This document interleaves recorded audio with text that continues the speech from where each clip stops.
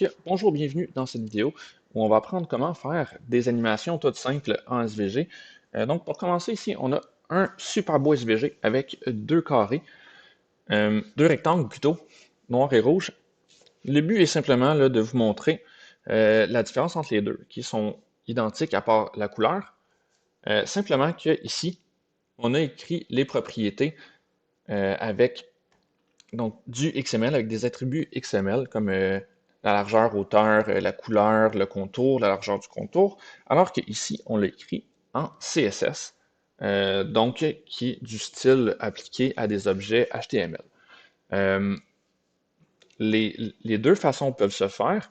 Je sais qu'on a travaillé jusqu'à maintenant beaucoup plus avec la notation en haut, donc en XML, mais ça va être important pour les animations, là, pour comprendre un peu la différence entre les deux. Mais je vais simplement faire un exemple ici qui va être équivalent, puis ensuite on va travailler le plus possible avec la notation en haut en XML. Donc, maintenant, les animations. Tout d'abord, il y a deux catégories d'animations. Donc, il y a euh, avec l'attribut animate et avec l'attribut animate transform. Donc, animate, on va commencer par ça ici. Euh, on va venir animer une des propriétés de notre objet directement. OK. Comment on va écrire ça? Pour commencer, on voit ici, on a un rectangle autoportant, c'est-à-dire que on a la fin de la balise qui, ici, directement inclus avec le backslash. Donc, ce qu'on va faire, on va commencer par faire une balise fermante, comme ça ici. Donc, maintenant, on a une balise standard, donc ouvrante et fermante. Puis, à l'intérieur, on va pouvoir venir mettre euh, notre animate. Donc, avec animate, dans le fond, là, on va pouvoir mettre attribute name. Alors, je vais juste me référer à mon aide-mémoire pour être sûr de ne pas faire de faute d'orthographe. Oups, pardon. Donc, on va ici, attribute name, parfait. Donc, là, c'est quelle est la propriété qu'on veut animer. Alors, est-ce que c'est X, Y, largeur, hauteur, euh, la couleur de remplissage, le trait, la largeur du trait. Donc, on peut animer toutes les propriétés qu'on veut. Alors, je propose d'animer, allons-y avec ici, pourquoi pas animer la largeur. Donc, width. Okay. Alors maintenant, on va dire ici, c'est quel genre d'attribut. Okay. Donc, encore une fois, on se réfère ici, on ne va pas faire de faute d'orthographe. Attribute type. Donc, c'est là où ça va être important, okay, que les deux carrés. Donc ici, ce serait en XML, mais si on fait la même chose avec le carré en bas, on va dire que c'est en CSS, parce que les propriétés ici, ils sont écrites en CSS, alors qu'ici, c'est écrit en XML. C'est la seule différence qu'on a besoin de faire. Donc, ensuite, on dit, quelle est la valeur de départ? Donc là, je propose de mettre, on va commencer à 200, parce que c'est le format de notre rectangle de départ. Puis jusqu'où on veut se rendre, donc from et tout, donc le départ. Puis jusqu'où on veut se rendre, donc exemple, on veut se rendre à, faisons-le beaucoup plus gros, donc on se rend jusqu'à 400 de largeur. Parfait. Maintenant, on lui dit, quand est-ce que tu veux débuter? Donc, begin. Alors là, on peut vouloir débuter à, disons, 0 secondes. Donc, ça va débuter toute seule. Dès qu'on va recharger notre dessin.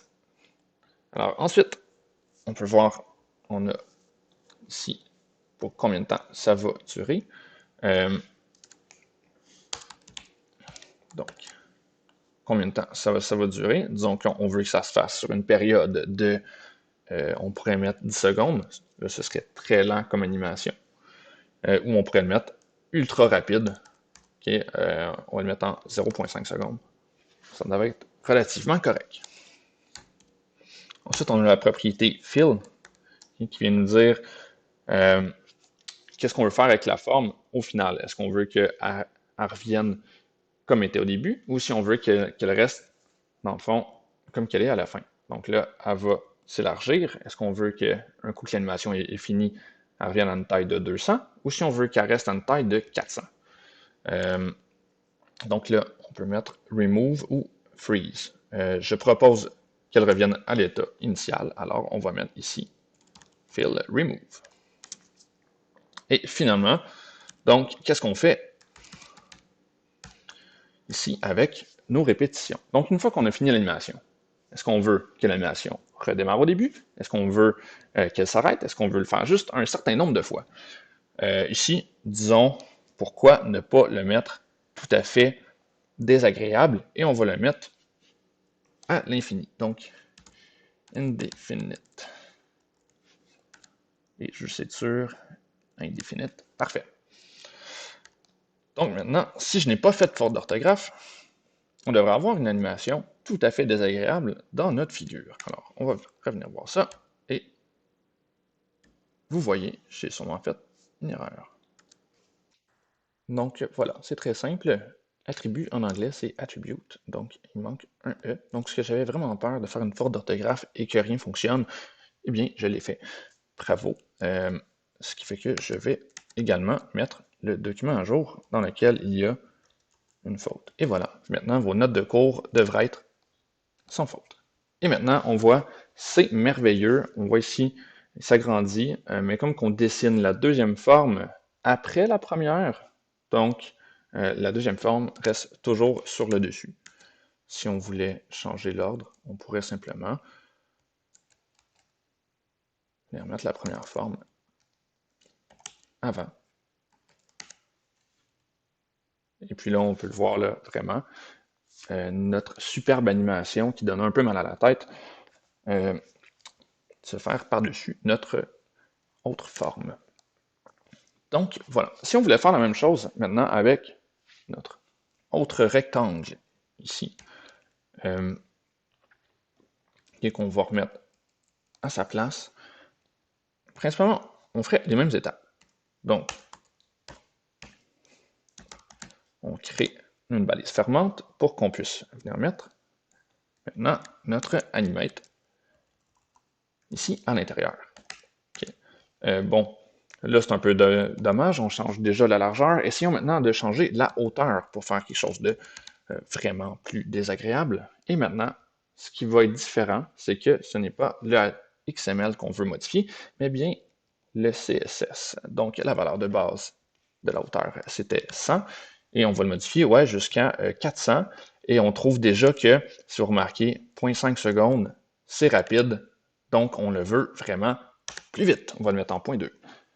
Alors, on va laisser ça des répétitions infinies. Et maintenant, amusons-nous à aller voir à quel point qu'on va avoir mal à la tête. 5. Wow! Donc, on voit ici, on a déjà quelque chose de très agréable. Déjà, vous pouvez montrer ça à votre famille. Tout le monde va être fier de vous parce que c'est merveilleux. Donc, voilà. C'est un peu la différence entre ici XML, CSS. Ceci étant dit, on va essayer de garder la notation en XML pour que ce soit le plus simple possible. Donc, maintenant, on a ça comme ça. On a fait une animation simple. On sait qu'on peut animer différents trucs ici. Qu'est-ce qu'on veut maintenant? Donc, on peut mettre plusieurs animations. Exemple, si on voulait mettre, si on a la largeur, puis ici, on va venir mettre la hauteur aussi.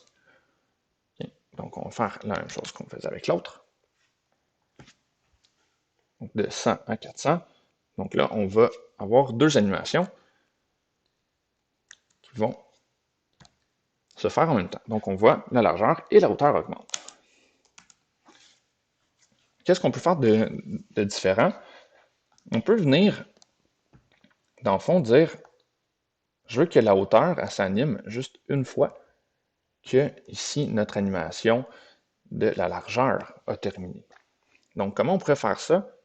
On pourrait simplement venir mettre un identifiant à chacune de nos animations. Donc, ça, en XML, on appelle ça un ID. Donc, ça permet de mettre un identifiant unique pour chacune de nos balises. Alors ici, appelons-le, on va dire largeur.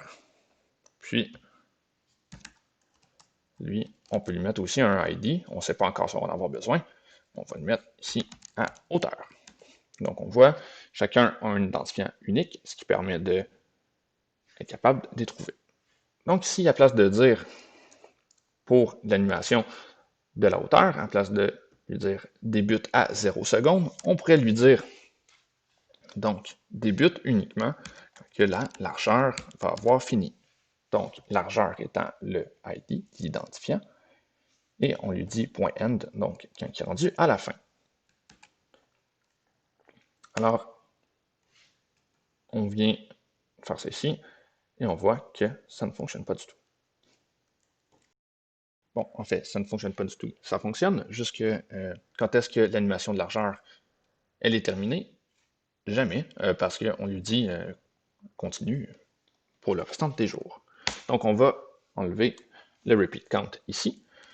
On peut même mettre ici, donc, à place de dire reviens dans ton état initial, ce serait plus intéressant si donc, on le mettait à freeze, donc reste dans ton état final plutôt. Alors, la largeur ne sera pas de 200, mais de 400. Et puis là, si on vient voir ici, on peut voir, voilà. Donc, pour le bien de tous, maintenant, je vais juste enlever les répétitions. Faisons ça, puis on va le mettre aussi donc, dans l'état final. Et pour qu'on ait le temps d'apprécier la chose, on va savourer avec 2 secondes d'animation. Et on peut voir maintenant, wow! Oh! Donc on a vu maintenant la hauteur qui a changé uniquement quand on a terminé la première animation. Donc c'est vraiment le fun. Puis maintenant, qu'est-ce qu'on pourrait dire aussi? On pourrait même faire une autre animation qui serait vraiment le fun. Allons-y avec attribute name. On va déplacer maintenant le X. Donc, on va faire une animation pour un déplacement. Okay. Alors, changeons la valeur de X. Donc, le type, c'est donc en XML. Puis, on va le faire from, ici, on part à 300. On va le rendre ici, tout, exemple, 400. Qui est donc juste un tout petit déplacement. Puis, on va lui dire débute, exemple, à 0 secondes. Donc, au début, on va le faire relativement rapidement. Vous allez comprendre pourquoi tout à l'heure. Oups. Puis, on veut qu'à la fin, tu reviennes donc dans ton état initial. Oups, désolé. Okay. Donc, on ajoute ça. Venons voir si je n'ai pas fait d'erreur. Donc non, on le voit, il se déplace. Okay. Donc, c'est bien amusant. Maintenant, ce que je voulais exprimer par rapport à ça, c'est qu'on peut aussi mettre plusieurs débuts. Alors, on peut lui dire, tu vas te faire à 0 secondes. Et ensuite, tu vas aussi le faire, exemple, quand que la hauteur, quand l'animation de la hauteur va être terminée. Donc, comme on avait déjà un ID, par hasard, eh bien, on enregistre, puis on revient ici. Alors, le déplacement se fait une fois, et il se fait 2 fois. C'est merveilleux. Donc, voilà, ça permet de mettre ici, séparé par des points-virgules, on peut mettre plusieurs débuts. Donc, voilà, pour utiliser le animate. Donc, maintenant, comment on peut faire ça différemment? on a ici une animation. Ok, on va enlever ceux-là. On va uniquement laisser ici l'animate de la, en fond, d'une translation. Ok. On pourrait faire cette translation-là aussi. Ici, disons qu'on a, on va mettre notre rectangle ici à 0, 0. Puis, on va lui dire, place-le avec une transformation, comme qu'on a vu dans la dernière vidéo. Donc, transform, on va faire ici translate pour venir le placer à 300, 300. Ok, donc ça, je vais simplement le supprimer pour tout de suite pour qu'on voit qu'est-ce qu'on a au départ. Donc, on a ici notre carré qui est parti de 0, 0 et qu'on a déplacé avec une translation jusqu'à 300, 300. Donc maintenant, quand on a vu comment faire des animations avec Animate, maintenant il y a l'autre qui est Animate, ici, Transform. Donc, ça sert principalement à venir animer directement les transformations, donc ce qu'on a fait avec Transform. C'est donc animer les translations, les rotations et donc les zooms ici, les changements d'échelle. Alors, on a ici, on va mettre pas mal les mêmes attributs que ce qu'on avait avant. Donc, attribute name. Donc là, c'est notre attribut ici, transform. Donc, on a maintenant attribute type aussi. Donc, c'est en XML. Donc, jusqu'à maintenant, c'est pareil comme le animate d'avant. Et c'est ici que la différence commence. Donc, le type ici, donc de notre transformation, c'est une translation, donc une translate. Puis là, on met le point de départ. Donc, from. Donc là, c'est quelles seront les coordonnées de départ et jusqu'à où on veut se rendre. Alors, on peut mettre, exemple, 0, 0. Puis, tout à 300, 300. Donc maintenant, on peut lui dire qu'il va commencer à 0 secondes. On pourrait aussi mettre un délai, donc mettons, disons, 0,5 secondes. Comme ça, quand on va rafraîchir, ça prend 0,5 secondes avant que l'animation débute. Et, bien sûr, sur combien de temps ça va se faire. Donc, duration, on va mettre 2 secondes. Okay. Et voilà. Bon. Donc ici, on peut se fier sur notre animation pour déplacer notre forme. Alors, on n'a peut-être pas besoin de mettre la transformation ici. Alors, voilà. Si on regarde maintenant, qu'est-ce que ça nous donne? F5, on a vu une demi-seconde avant le début. Puis, et voilà, l'animation se fait. Donc, F5, une demi-seconde, voilà.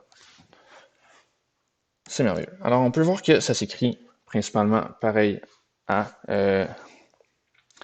Animate. Animate Transform permet simplement de faire donc plus facilement des translations, rotations et des changements d'échelle. Pour la translation, il y a des équivalents qui est bien sûr ici de faire un animate avec uniquement le X ou le Y, de faire soit X ou Y, de faire peut-être les deux si on veut changer, comme ici, là, 300-300, mais ça permet juste de faire ces manipulations-là plus facilement. Donc, sur le même principe, on pourrait aussi dire de faire une rotation. Donc, on ne fera peut-être pas les deux animations en même temps. Donc, si, appelons ça, on va lui mettre un identifiant.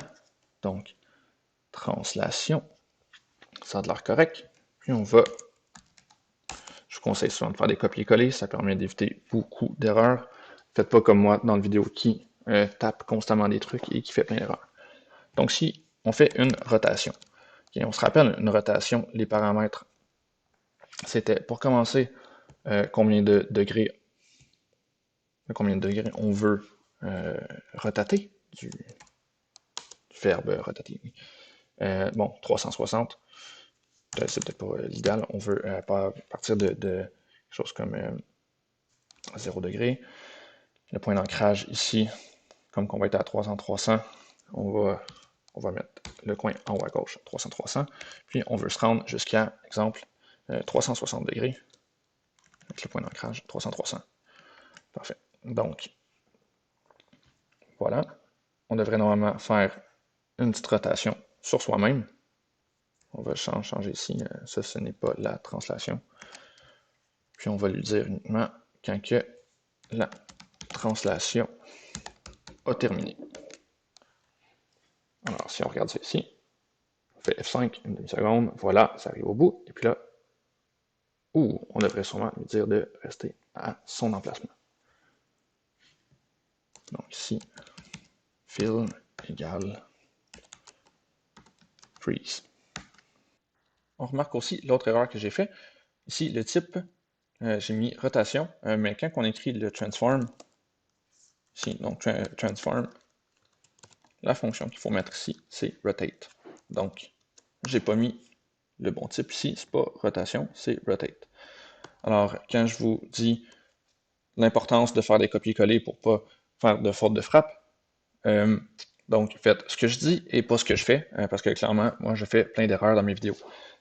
Alors maintenant qu'on regarde ici, on devrait avoir quelque chose qui fonctionne un peu mieux. Alors, on se déplace, on arrive au bout. Wow! C'était merveilleux. Donc, petite chose, on a vu que la rotation se faisait par rapport au point de départ de la forme. Donc, le départ de la forme est à 0, 0 et non à 300, 300. Alors, voilà pour les animations de base en SVG. Alors, vous devriez être maintenant capable de faire vos propres animations et créer donc de magnifiques dessins animés. Alors, voilà.